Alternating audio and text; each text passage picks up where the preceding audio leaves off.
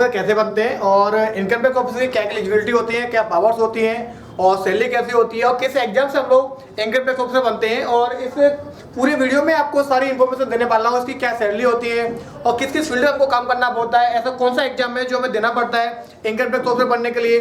आपको मैं बता दूं कि इनकम टैक्स ऑफिसर और इनकम टैक्स इंस्पेक्टर दोनों ही पोस्टें अलग हैं, एक पोस्ट नहीं है। तो पूरी जानकारी हम इस वीडियो में आप जानने वाले हैं। तो मैं शुरुआत करता हूं इस वीडियो में। तो शुरुआत करने से पहले मैं आपको बता दूं, ये जो जानकारी है बहुत इंफॉर्मेशन अच्छी है और सभी लोगों को शेयर भी करना है। और ऐसे लोगों को शेयर करो जिनको पता नहीं है कि इनकम टैक्स ऑफिसर कैसे बनते हैं, उनकी हार्दिक इच्छा है। और ये जानकारी मैं अपने वीडियो के माध्यम से आप लोगों को पहुंचा रहा हूं। यदि ये जानकारी आपको मिल रही है तो आप भी कोशिश करो कि आपके जो जान पहचान में जो भी कैंडिडेट हैं जो इनकम टैक्स ऑफिसर की तैयारी करना चाहते हैं, उनको पता ही नहीं है कि हम लोग इनकम टैक्स ऑफिसर बने, तो बने कैसे। तो मैं आपसे बोलना चाह रहा हूँ कि एक बार ये लिंक को शेयर कर दीजिएगा, दोस्तों को शेयर करो, जिससे कि ये जो जिस जानकारी का अभाव आपके दोस्तों को जो है वो यहाँ से मेरे माध्यम से उनको मिल पाए। तो मैं कंटिन्यू करता हूँ इस वीडियो को और पूरी जानकारी हम लोग पढ़ेंगे। तो मैं आपको सबसे पहले बता दूँ, हमारे पास दो एग्जाम्स होते हैं इनकम टैक्स ऑफिसर बनने के लिए। हमारे पास दो एग्जाम्स होते हैं, एक तो यूपीएससी एग्जाम होता है और एक होता है एसएससी सीजीएल। एसएससी नहीं, एसएस सीजीएल का एग्जाम होता है, जिसके द्वारा हम लोग एसएस सीजीएल और यूपीएससी के द्वारा हम लोग इनकम टैक्स की पोस्ट को ले सकते हैं। तो अभी इस वीडियो में हम लोग बात करेंगे एसएस सीजीएल के बारे में, ठीक है ना। अभी एसएस सीजीएल के बारे में हम लोग बात करेंगे। तो सीजीएल के बारे में बात करने वाले हैं, इसमें क्या क्या एलिजिबिलिटी होती है, क्या क्या पावर्स होती है, क्या एज क्राइटेरिया होता है, सैलरी क्या होती है, कितना ग्रेड पे होता है, हमको किस फील्ड में काम करना होता है। आपको तो ये पता होगा कि जो इनकम टैक्स ऑफिसर्स होते हैं वो क्या करते हैं, रेट मारने का काम होता है। भाई ऐसा नहीं होता है, हालांकि हम रेट मारते हैं, लेकिन रेट मारने के अलावा और भी कुछ ऑफिशियल वर्क भी होते हैं जो income tax officer, income tax assistant वगैरह जो होते हैं वो उनके काम करते हैं। एक ऑफिशियल वर्क होता है, एक फील्ड का वर्क होता है। फील्ड के वर्क में क्या होता है, हम लोग रेट भरा मारते हैं और आपको पता है रेट मारने में पैसा वैसा तो अब दिखता ही है। तो सबसे पहले मैं बात करूंगा इसके अंदर दो एग्जाम्स होते हैं। सबसे पहले मैं बात करूंगा एग्जाम्स की, और मेरे पास क्या है, दो एग्जाम्स होते हैं। एग्जाम में क्या होगा, एक तो यूपीएससी एग्जाम होता है और एक एसएससी सीजीएल होता है। सीजीएल जो होता है कंबाइंड ग्रेजुएशन लेवल एग्जाम होता है, जो कि आपको ग्रेजुएशन से आपको एग्जाम को इसको फॉर्म फिल करना पड़ता है। तो आपके ग्रेजुएट होना चाहिए और उसके बाद हम लोग एसएस सीजीएल के एग्जाम देते हैं। उसके बाद में क्या होगा, हम जानते हैं पावर्स क्या क्या होती है, एलिजिबिलिटी क्या क्या होती है, पावर्स क्या क्या होती है। आप लोग जैसे आप लोग इनकम टैक्स ऑफिसर बनते हैं, आपके पास पावर क्या क्या आती है, तो इस चीज़ के बारे में बताने वाला हूँ। और एलिजिबिलिटी क्या क्या होती है और उसके बाद वर्क प्रोफाइल क्या होता है। वर्क प्रोफाइल की मैं बात करूँ तो आपको किस फील्ड में आपको वर्क करना पड़ता है, किस किस जगह जाना पड़ता है, कहाँ रेट मारनी पड़ती है। आपको तो ये पता है इनकम टैक्स ऑफिसर बन गए तो रेट माना आता है वहीं चलेगा मारने के लिए। तो ऐसा कोई पॉसिबल नहीं है कि इसके लिए क्या होता है, रेट जब मारने जाते हैं किसी भी कैंडिडेट के घर पे और पता पड़ता है कि इसमें इतना सारा धन के पास है और हमको इसकी जानकारी मिली है और ये टैक्स पे नहीं कर रहे हैं, तो इसकी पूरी रणनीति बनानी पड़ती है। और ऊपर जो अधिकारी होते हैं हमारे, उनके पास जो भी हमारे पास रेट मारने का लेटर मिलता है, उनके साइन होते हैं, उसके नीचे जो अधिकारी होते हैं उनके साइन कराने पड़ते हैं। मतलब पूरा एक प्रोसेस होता है, ऑफिशियल प्रोसेस होता है, जिसके माध्यम से हम लोग किसी के पास रेट मारने आ सकते हैं, ठीक है। इसके बाद क्या होगा, इसके अंदर ट्रेनिंग होगी, क्या होती है ट्रेनिंग। और ट्रेनिंग में बच्चों का एक इशू आता है कि सर इसमें फिजिकल होता है क्या, टाइपिंग टेस्ट होती है क्या, तो मैं इसकी पूरी जानकारी बताऊंगा। तो उसके अंदर सैलरी क्या क्या होती है। तो अभी क्या हम लोग 1 2 3 4 5 6 चीज़ों के बारे में इस वीडियो के अंदर जानेंगे। तो मैं आगे कंटिन्यू करता हूँ, इससे आगे मैं कंटिन्यू करता हूँ। सबसे पहले आता है एसएससी सीजीएल की बात करते हैं। यूपीएससी की बात हम किसी अलग वीडियो में कर लेंगे, अभी मैं बात करता हूँ एसएस सीजीएल के बारे में। एसएस सीजीएल के बारे में यदि मैं बात करता हूँ आप लोगों से,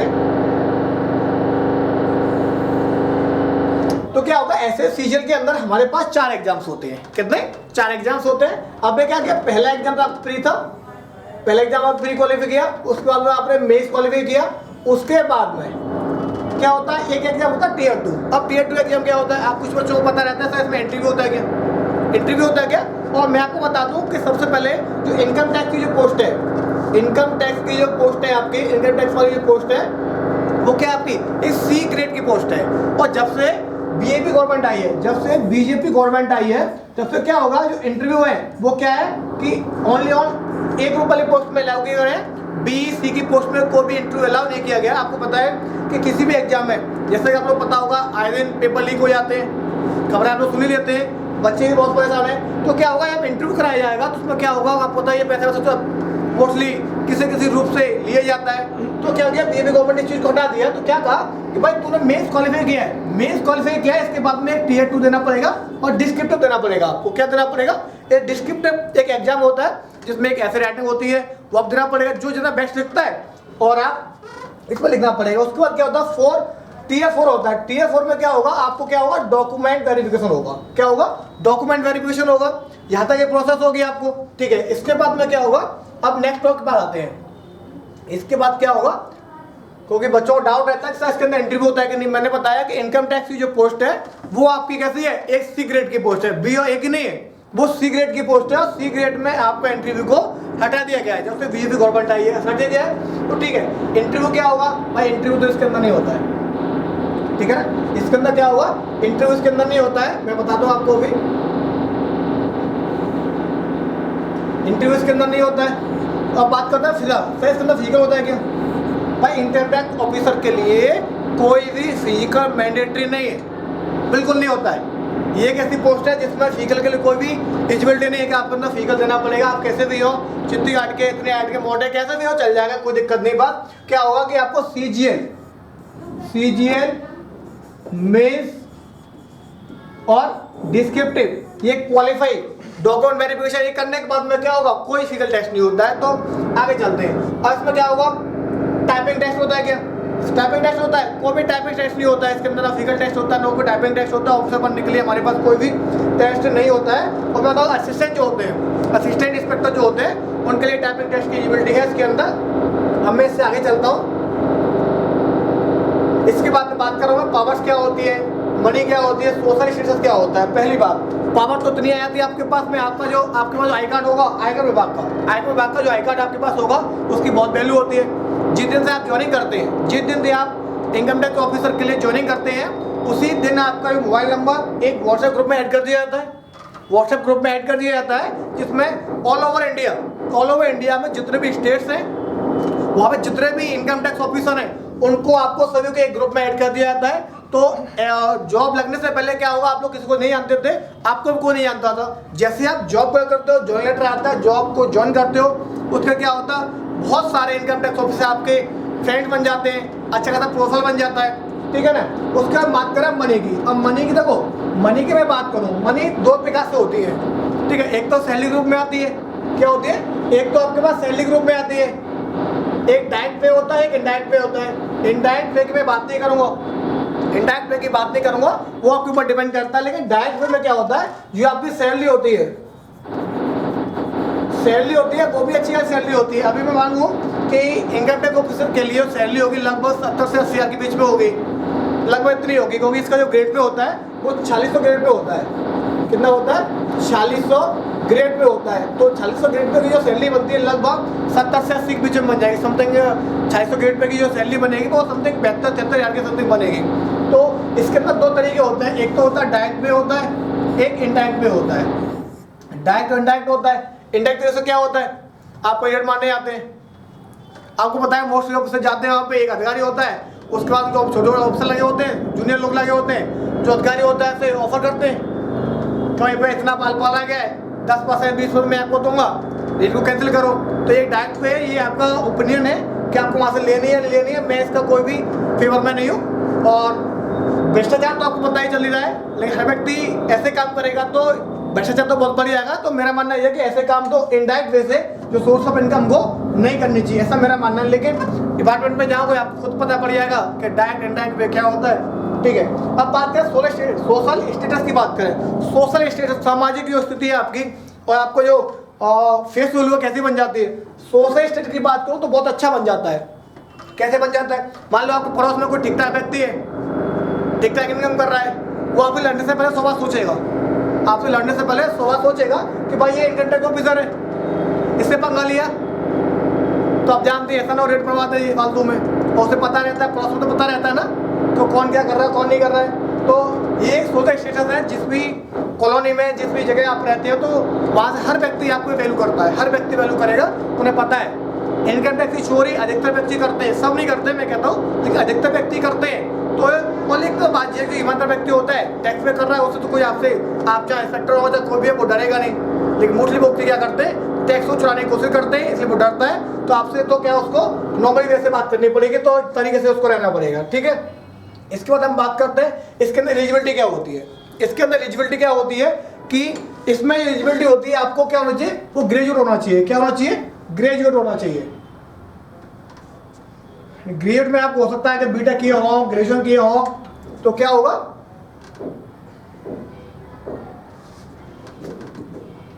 एक मिनट,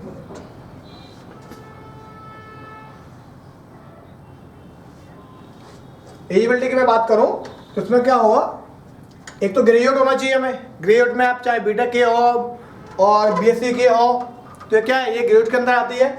और इसकी मैं एज की बात करूं तो 30 साल तक आप इस पोस्ट को भर सकते हैं, इनकम टैक्स ऑफिसर बन सकते हैं SSCGL के द्वारा। यूपीएससी की बात नहीं कर रहा मैं, SSCGL की बात कर रहा हूँ। यदि आपकी ईयर 30 साल तक है तो आप तैयारी कर सकते हैं आराम से, और 30 साल तक इस एग्जाम को आपको आराम से दे सकते हैं। आगे मैं बात करता हूँ इस चीज़ की।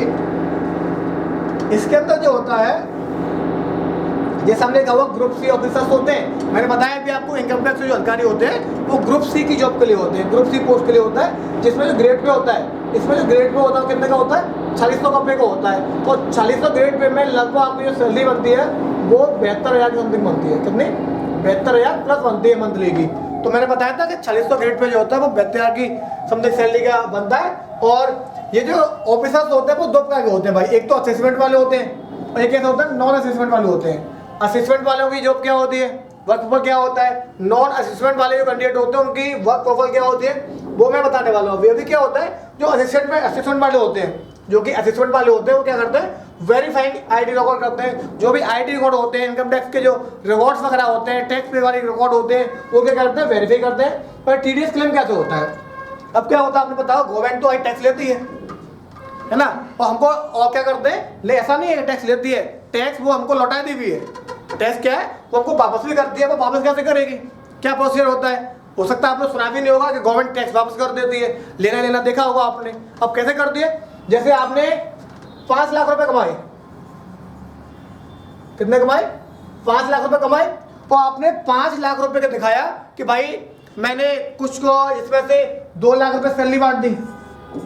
क्या होगा, 2 लाख रुपए का बांट दी, मैंने सैलरी बांट दी, 1 लाख रुपए मैंने रेंट पे खर्च कर दिया। क्या कर दिया, 1 लाख रुपए रेंट पे खर्च कर दिया, बाकी मैंने 2 लाख रुपए खर्च कर दिए। ऐसे कहे सोशल के लिए खर्च कर दिए और अपने यूज के लिए खर्च नहीं किए, मतलब अपने यूज का मतलब है कारोबार के अकॉर्डिंग, ठीक है। तो क्या होगा, ये जो 5 लाख का जो आपने टैक्स भरा हुआ वो क्लेम करके आपको डीएस क्लेम आपको मिल जाएगा, रिफंड हो जाएगा। जो बताया ना, रिफंड कंपनी कैसा होता है, वही प्रोसीजर होता है कि बता दो आप भाई मैंने जो पैसा कमाया था यहाँ से मैंने ये चीज़ों में लगाया है, ठीक है ना।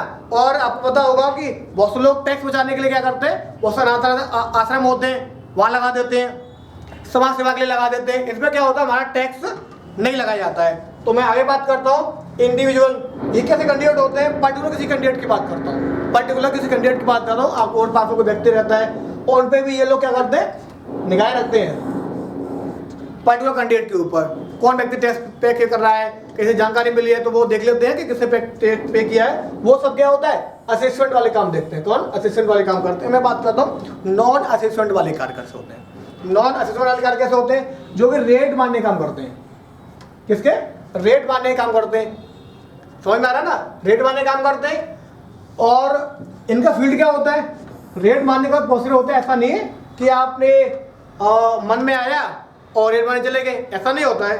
प्रोसीजर क्या होता है, जिसकी रेट माननी होती है तो प्लानिंग करते हैं, पहले सबूत इकट्ठा करते हैं तरीके से कि जानकारी सही है या गलत है। जानकारी सही होती है तो कमिश्नर जो होता है, इनकम टैक्स ऑफिसर कमिश्नर होता है, उसकी बातचीत करते हैं। वहाँ से वो रेट मानने का लेटर इशू करते हैं, उसके नीचे जो 2 अधिकारी बैठते हैं उनके ऊपर से नीचे तक अधिकारियों साइन होते हैं लेटर पर, तब जाके पूरी टीम जाकर उसके यहाँ पर रेट मारती है। और रेट ऐसा नहीं होता है कि 1 घंटे चलती है, 2 घंटे चलती है, 3 घंटे, ऐसा नहीं होता है भाई। रेट तब तक बढ़ती है जब तक कि आपका रिकॉर्ड था। जब उस रिकॉर्डिंग पूरा पैसा आप लोग नहीं निकाल रहे हैं, पैसा आप लोगों को छत के अंदर बनवाते हैं, दीवार के अंदर करवा देते हैं, अंदर गड्ढा बना देते हैं। कोई घर पर कोई इक्विपमेंट ऐसा हो उसके अंदर, पूजा की अलमारी के अंदर, मतलब डेसाई जगह होते हैं छुपाने के लिए। जो छुपाने वाले कैंडिडेट होते हैं वो ऐसे जगह होते हैं जब तक कि जो अपने रिकॉर्ड था लेटर में कितना पैसा इसके पास होने की उम्मीद है, जब तक वो पूरा पैसा ही निकला है, चाहे हमको 24 घंटे हो जाए, चाहे हमको कितने हो जाए 24 घंटे हो जाए तब तक रेट हमारी चलती रहेगी। और रेट जब चलती है तो वहाँ के घर के टेलीफोन्स, नॉकर्स वगैरह होते हैं, मतलब पूरा एरिया को एकदम सीज कर दिया जाता है, जिससे कि वो कैंडिडेट किसी अदर कैंडिडेट से, बाकी कैंडिडेट से कोई भी कॉन्टेक्ट नहीं कर पाए। ये तो था रेट का प्रोसीजर। और मैं आपको आगे बताता हूँ, इसमें जो सैलरी थी मैंने बताया ना आपको 4600 ग्रेड पे थी। 4600 ग्रेड पे जो सैलरी थी आपकी वो लगभग कैसी थी, बेहतर की सैलरी थी। और ये एक ऐसी पोस्ट होती है, 2 पोस्ट होती है, जिसमें से एक ये पोस्ट ऐसी होती है जो पेट्रोल बिल, एक बार रुकिएगा, पेट्रोल बिल और मोबाइल बिल और HRA। पेट्रोल बिल और मोबाइल बिल की मैं बात करूँ तो एक 2 ऐसी पोस्ट होती है, 2 में से एक पोस्ट ऐसी होती है इनकम टैक्स की। इनकम टैक्स ऑफिसर की एक पोस्ट ऐसी होती है जिसमें पेट्रोल बिल और मोबाइल बिल का खर्चा दिया जाता है। क्योंकि पहले टाइम में क्या होता था, इतनी गाड़ियां उनके लिए उपलब्ध नहीं थी, हर कैंडिडेट के लिए गाड़ी उपलब्ध नहीं थी, तो क्या करते थे ट्रांसपोर्ट के अकॉर्डिंग वो कहीं ना कहीं जाके अपना काम कराया करते थे। लेकिन अब तो क्या हर दफ्तर में, हर ऑफिस में क्या है, उनकी गाड़ी खुद की होती है गवर्नमेंट की। तो क्या होता है, हर महीने उनको पेट्रोल और मोबाइल का खर्चा मिलता ही रहता है। मोबाइल का खर्चा तो पता ही आपको बहुत छोटी कॉस्ट पर हो गया, पहले तो काफ़ी ज़्यादा होता था, लेकिन अब क्या छोटी कॉस्ट पर हो गया। तो पेट्रोल बिल और मोबाइल बिल का जो खर्चा वो मिलता रहता है। HRA क्या होता है, HRA होता है house rent. House rent element होता है जो डिपेंड करता था, जैसे मैंने बताया इनकम टैक्स की जो नौकरी होती है, ऑफिसर जो होता है उसकी सैलरी क्या होती है, बेहतर होती है। ऐसा नहीं है बेहतर यार ही होगी ना, ऐसा कुछ नहीं है। जितने कॉस्टली शहर में होगा, जितने कॉस्टली शहर में होगा उतना ही ज़्यादा उसकी सैलरी होगी। कोई व्यक्ति ऐसा छोटे मोटे शहर में है और कौन उसका जो एक्सपेंडिचर खर्चा जो है बहुत कम है, तो क्या होगा, उसकी अकॉर्डिंग सैलरी होगी। ऐसा नहीं बेहतर है होगी, हो सकता है उससे कम भी हो। तो जैसे मैं बताया 72,000 रुपये, इससे हो सकता है 80,000 भी होगी, 90,000 भी हो सकती है।